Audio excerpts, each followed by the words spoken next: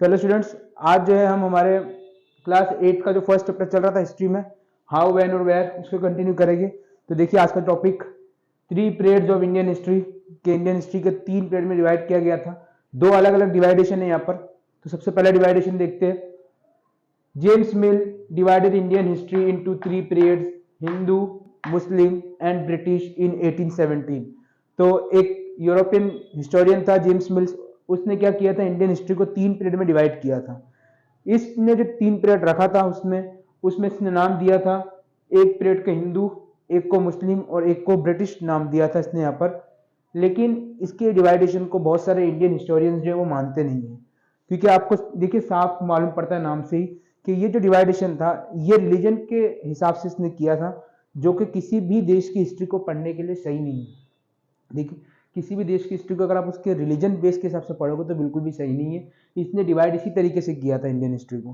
तो ये जो इसका डिवाइडेशन था इसको ज़्यादातर जो इंडियन हिस्टोरियन है वो मानते ही नहीं है। ठीक है, तो फिर क्या सिस्टम हमारे इधर काम करता है हिस्ट्री को लेकर। तो देखिए second, some western historian classify Indian history into ancient, medieval and modern period.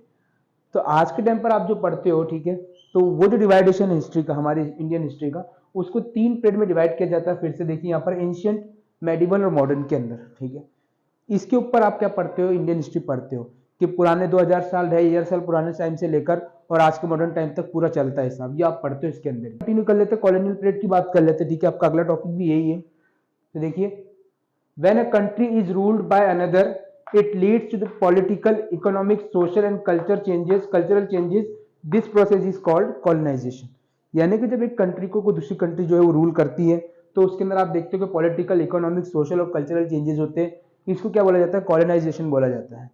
तो ये आपका कॉलोनाइजेशन था। जैसे कि आप देख चुके हो कि क्या हुआ था कि ब्रिटिशर्स हमारे इधर आकर जो थे वो बस गए थे और उन्होंने यहाँ पर राज भी किया था। तो इंडिया उनकी कॉलोनी थी उस टाइम पर। तो इस तरीके से जो है ये कॉलोनियल पीरियड के बारे में था। तो आज के लिए आपका इतना ही है। ठीक है, इंडियन हिस्ट्री को 3 पीरियड में डिवाइड किया गया। कौन ने किसने किस तरीके से डिवाइड किया बता दिया मैंने आपको, और फिर इसके बाद में कॉलोनियल पीरियड के बारे में बता दिया। अब इसको कंटिन्यू करेंगे कल के वीडियो में। होपफुली स्टूडेंट आपको समझ में आ गया हो।